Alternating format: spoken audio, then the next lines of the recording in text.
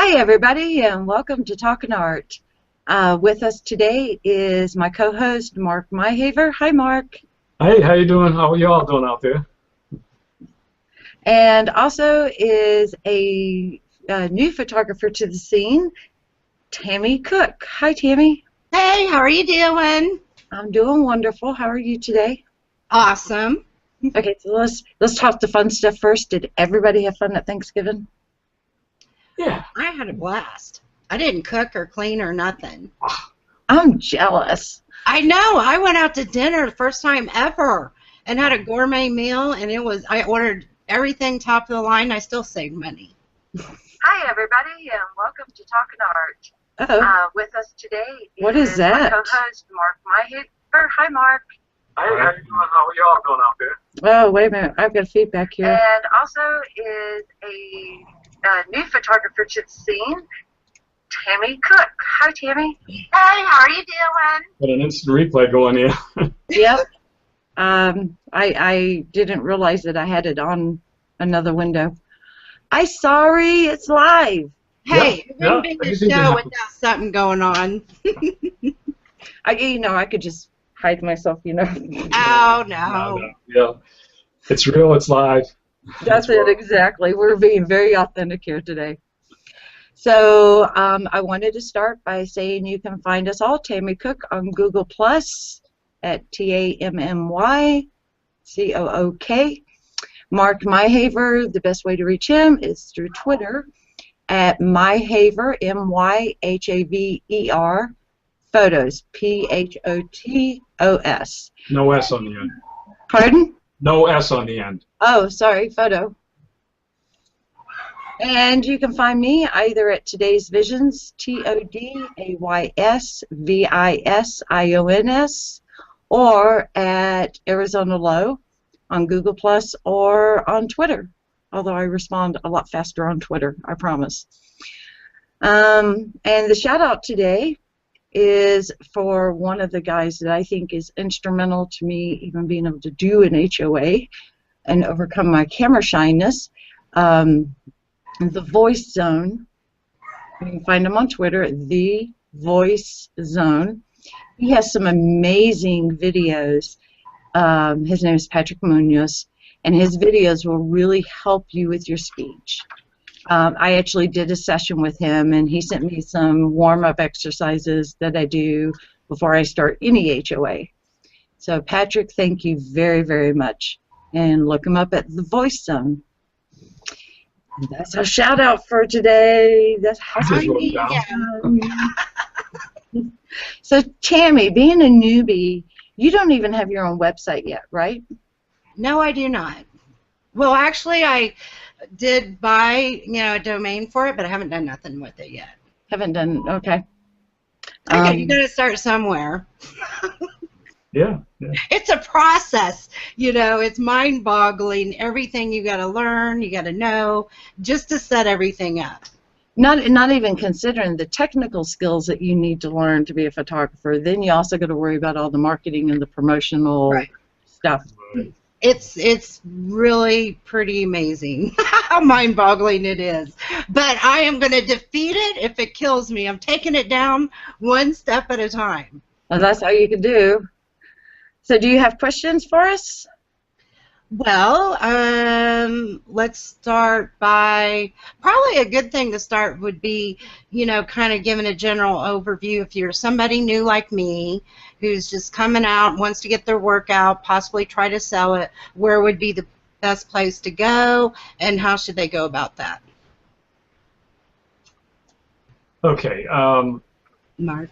A lot of that is going to come down to me, what type of photography or art that you're really doing, as far as what direction you go in marketing it and getting it out there in front of people. Let me ask you a question. You said you did secure a domain. Can I ask you what that domain is? What the name is? TLC Photography. TLCphotography.com. Did you do, and tell me why. Tell me why it's TLC. Well, because originally that's what I was going to form my company as. That's my initials, and then Okay. everybody knows me as TLC Photography. So I just went ahead and bought it, and then that way, if I decide to go that way, I have it. That makes any sense. I'm kind of contemplating between going my name or going TLC Photography. My problem is I build up a reputation under Tammy Cook. So that's Arizona, and I were talking about that yesterday. Yeah, that's not a bad thing, and you know there are different ways of looking at it, and again I could go back to my years, but in the portrait photography business, and there were a lot of people who felt strongly that not using your name as part of your business enabled you in the future, if you wanted, for one thing, to have it a much more sellable business if you wanted to actually sell that business itself later. Whereas if you've actually got your name attached to it, you know, that can have a drawback. Although I've also known people that have bought ongoing businesses under a family name and continued using that because the reputation was great of that studio under that name. You have a benefit here, the way I see it, with TLC as being your initials, but what do a lot of people think of TLC as? The first thing that came to my mind was tender love and care. Right, And I'm a nurse, so. Well, that's very good news. I'm actually really surprised that you were able to find find available TLC. Is it TLC.com? It was TLC Photography. .com, yeah. Okay, so TLC Photography. Okay, I'm actually amazed that you were able to secure. Well, that's why I went and bought it, because I thought, okay, let me just grab it right now. In fact, Catherine, you know, directed me that way and said, let's just grab it and get it while we can. Okay. You know. An excellent move. An excellent move, and that's a lesson I learned again back in the '90s. I first secured the domain myhaver.com, which is my family name, and the big reason I did it, I was consulting for a studio. I had closed my studio and moved full hog into digital photography, and was working with a studio, a very large studio, who had his family name as the business. And I realized that they were leasing the domain at, you know, about $35 a month or something. And, you know, the light went off in my head right then, and I said, well, you know what, I'm going to secure myhaver.com for no other reason than I don't want to me that domain, and still is, and I haven't really done much in developing it, but there's a site there. It's basically for the MyHaver family. The trick with domains, one of the tricks is in researching, you know, how many other similar domains are there out there that can confuse people. And Well, I think it's like what we're talking about with Today's Visions, because Today's Visions has a S on the end, and then there's an I company that actually has Today's Vision. right. And I couldn't grab it. Right. So to go further, and you know, the cost of a domain really is not all that much in the large scheme of business things. So one of the things that I have done, and it's all about branding, and that's one of the first things I think you got to start thinking about when you're, especially creating a business that you're developing and spreading and marketing through online, which is the way today. Exactly. Is that branding. And one of the things that that's just what we said before in mind, that I've gone out and done, I have secure, you know, I have myhaverphotography.com, myhaverphotography, I think, .info.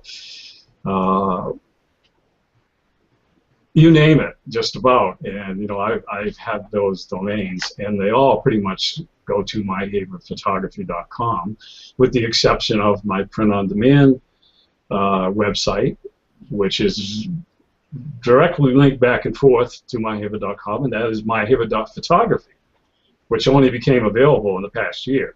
But I knew they were opening those domains up, and I secured it in advance so that when it became available, I had it. And, So you're saying for a new photographer that maybe the first thing they got to do is get their website rather than signing up for stock photography sites or for Fine Art America doing print on demand? Not necessarily. Not necessarily. You mentioned Fine Art America. One of the great things about it, and I was going to try not to get into too specific companies because there's a lot. There's a lot of print-on-demand businesses out there, and if print-on-demand is the way you want to go, to me it was definitely the way to go with my business.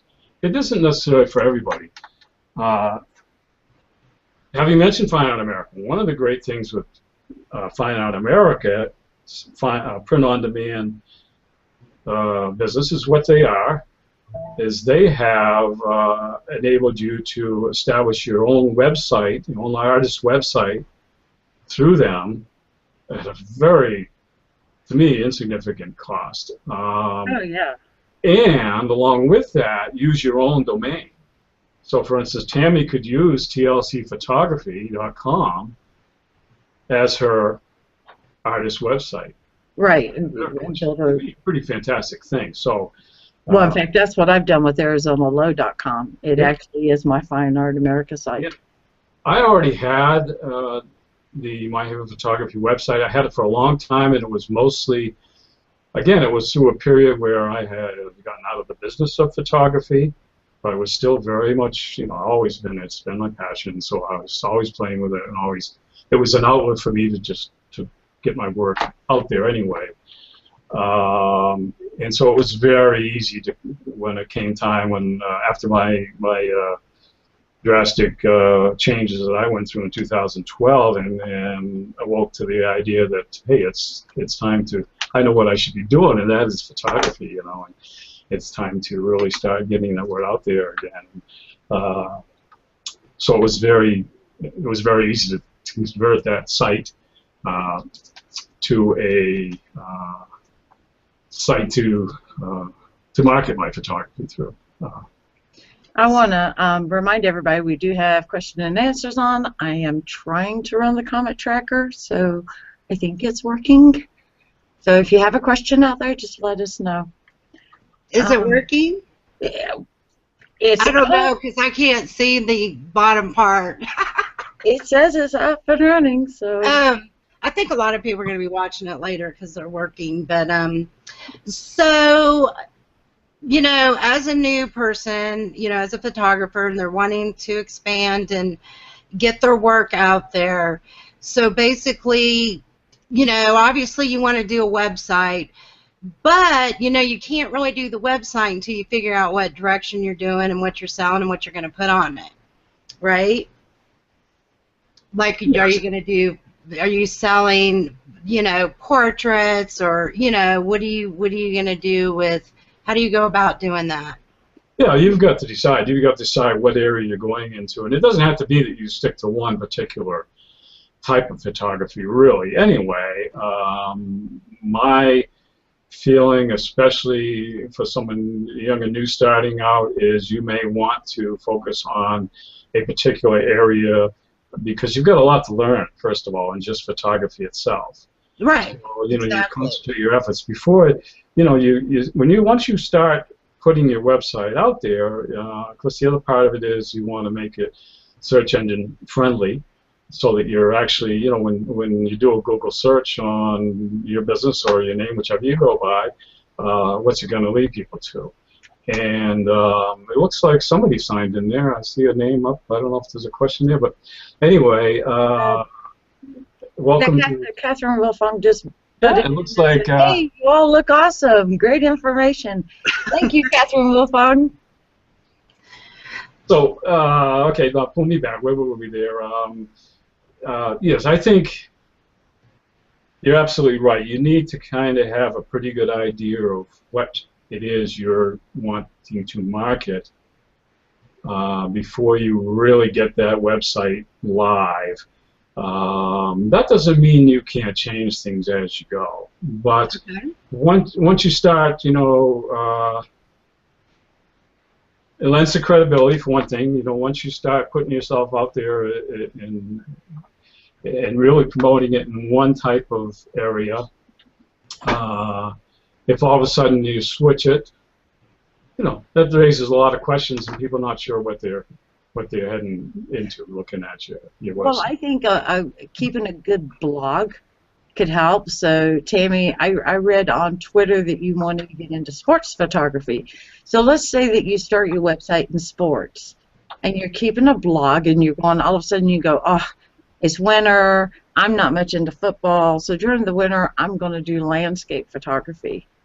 You're letting your viewers know through the blog what's happening, why you're switching, yada yada yada, and Okay. include them in your learning process. Hey, you'll see one of my blogs is about learning how to use a zoom and take a macro shot. Mm-hmm. So are you blogging, like you got your blog, are you doing it out on Twitter? Where are you putting that out at? Well, for me, I put it out Twitter, my Arizona Low Facebook page, and Google Plus primarily when it comes to my photography stuff. Mark, how about you? Yeah, I think maybe the real question there is, let's put it this way: you've got your website, you're starting to establish your website, and to me, that is really going to be where you are marketing your work. A lot of people, I think it's a mistake. I could be wrong, but I think a lot of people have the idea that they are going to sell their photography, let's say in this case, through social media. You know, that seems to be. I mean, I see people that it looks like that's what they're expecting to do is sell through social media. I think that's a myth, to be honest. I think the selling is going to take place on your website and your marketplace that you establish. Social media is going to be where you get your exposure, where you start building relationships and building an audience and get your brand out there. That brand is then where they're going to take you to your website, which is ultimately what you want. And you want to lead people there to where your actual shop is, your market. And so, well, you know, Twitter and Facebook both are, I think, in the process, and I might be totally wrong. Somebody can call me out on this, but I think I've read where both of them are trying to get to where they accept payments, you know, within Twitter, so you can actually sell within Twitter. But I can't imagine buying a product after reading 140 characters. So I think I have to agree with Mark. Even if they get this going, you build your relationships, you're building your brand, and then kicking back to your website where you actually do your selling.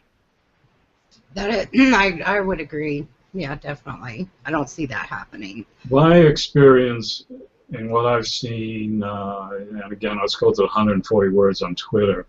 What I see people that to me look like they're blatantly, you can relate the same thing to Google Plus, I think, but when you actually see someone, I'm going to call it hard selling a product. It's, you know, this is what we have, X amount of dollars. If they're generating sales from that, my guess is it's a pretty low price. And I've seen it. You know, I see some tweets regularly that are, you know, some pretty low prices to me for art and photography. My question is that a sustainable price? Is it in other words, is that a price that you are able to make a living on? If it's a real low price, you must be banking on a lot of volume. Well, now out on to bring up Fine Art in America again, just because that's where I've noticed the pricing.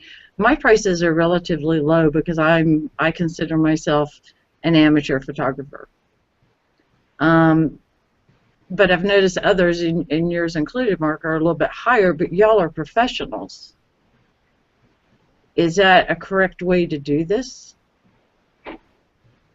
Well, I think you have to establish your value. Okay, I think that should be up to the individual to really establish your value and therefore your prices. One of the great things about Fine Art America is that they allow you to do that. They allow you to set your own prices. The reason my print-on-demand business, the reasons, is through Fine Art America are several. I've always been selling some photography, even when I really wasn't fully in the business of it. In the years when I was, doing other things like in the graphic arts industry and so forth. Back when I had my studio, I had a printer that I could print up to a certain size on my own. Once the quality of printing was there at a marketable level, Epson printers and so forth. Anything larger than that, I dealt with labs back in the day, and of course now the quality of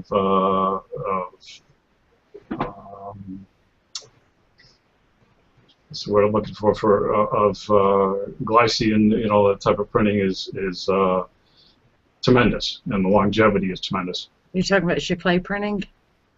Yeah, I've heard it called different, but yeah, Chiclet printing, I think, opened up print on demand. It did. So what I was doing once I no longer had the space in the studio and the equipment, I went through a company that I was buying all my framing, and I did my own framing, and I bought a lot of custom frames and pre-made, but they were custom. I had a full catalog so people could sit in my studio and actually pick out, and I could help them and guide them to frame their wall portraits. The company that I used predominantly in later years started doing print on demand as well. So you could actually have a print shop within their frame shop and go and have the whole thing done and shipped to you all framed and done. Great, wonderful. So when it came to the point where I started looking at, okay, I'm not going to go back into doing that here. I don't have the space. I don't have the volume, for one thing. If you had your own large format, even printers, if you're not doing a lot of volume, it's costing you a lot of money. It's going down the drain because your inks, if they're not being used, they're drying out, things like that. We won't get into all that. But if you compare, and this is one of the issues that comes down to whether it makes sense to use print-on-demand service or not for your business. To me, it made all the sense in the world to do it. When I started looking at, I may be increasing that volume, then. And the whole marketing side of it was, I gonna then spend the money and put up an actual print shop, a shopping cart on my website and so forth. I started looking into things. Fine Art America, it turned out, I discovered, was using the exact same framing company that I was already using. Oh, fun. Yeah, so I knew the product. I knew the quality. I knew what I was getting there. So right there was a big yes for me. Then I looked at, again, the cost of setting up a shopping cart and maintaining that on my own website. And I looked at a Fine Art America print-on-demand point-of-sale location online, and everything was already there. It's already laid out. Once you become a member there, and even to the point where you can actually establish your own website within there, it was a no-brainer to me. It made a lot more sense when I looked at the cost of what I Okay, you're reeling me in. Okay. I've seen that. Oh, really?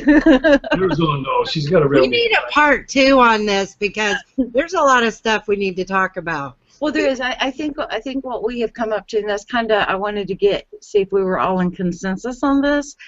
It seems like starting up for selling online, you need to get your domain name first, and I would say coordinate your online presence, your social media presence around that name. So if you choose TLC Photography, then you want to start a Twitter account that's TLC.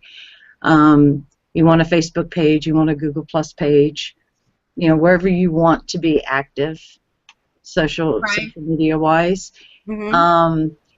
And then consider whether you want to go with the print on demand. And we've only talked about Fine Art America, but there's Zappo, there's Etsy doesn't do print on demand.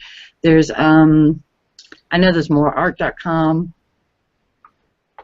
Mark, are there any others? A lot. I'm not going to start even trying to list names. There's a lot of print on demand services, and there's also a lot of other areas that people go into with in marketing their art, and I want to call them accessories. Well, you got stock photography, which Tammy's already involved in. What's that? Stock photography, which Tammy's already involved in. That's another whole area. So again, that comes down to what is it you're actually wanting to market as to where you go. But to go back to what you started saying here was exactly, you want to start establishing your brand. I feel very strongly about that. Establish your brand. What are you known? Whether it's your name you're using, and if it is, whatever it is, whatever that name is, that brand, you want to protect that. Protecting that is part of building the right profile on your social medias, engaging in the right people, so that you've got a good, healthy, enjoyable, and friendly presence out there that the people are going to be attracted to, and then you start building that brand name. That's so much of it comes to me down to branding. I chose to use my name because I had, it's kind of a unique name anyway. The interesting thing about the name Myhaver is we're all related. There are many out there around the country, and I'm getting to meet more and more of them through social media. But I chose to use my name, Arizona Low, because it's unique, and I feel like it was something people would remember. Yeah. So, Tammy Cook's not like a remembering name. I need a cool name like you guys.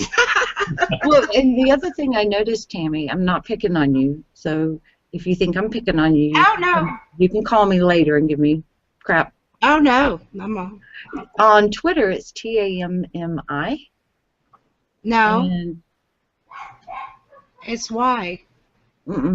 It's I on got Twitter. the right Tammy Cook? It looks like you. Maybe somebody's using my name. I found you under TAMMI, and I went, really? She spells it with a Y. So, yeah, you need to make sure you're very consistent. Okay. I'm going to check that. Like I said, I just set it up. So let me go look. Does it have my camera face in front of me? It does. It does. Oh, It says you want to get into sports. I never said that. That's so weird. Yeah. I'll show you what I found. Okay, I'll go look at it. That's all about the branding. But I agree with you. You need to be consistent. Everything needs to be pulled together and uniform. I agree with that totally. Okay. I do have 2 different Twitter accounts. I have recently set up a personal one, which is at Mark Myhaver, and they're pretty. They're looking a lot identical. Again, it's my business is photography by Mark Myhaver. So the biggest reason I set up that other account, to be honest, was to secure that on Twitter. Right. Again, it goes back to the domain thing too.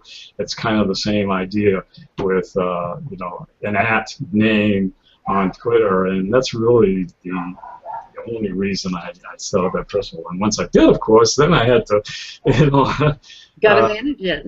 start building it properly, you know. So, Tammy, you got any last words you want to give us? And I agree, we need part 2 and maybe a part 3. Yeah, there's too much to cover, man. But you know, I appreciate. I look up to all of you, and you know, as young artists and people coming up, we look to you all for advice and how to get us started. And of course, we all have visions of doing something, whether that happens or not, but you can still give it a try. So I appreciate you all taking the time and giving us a little bit of your expert opinion.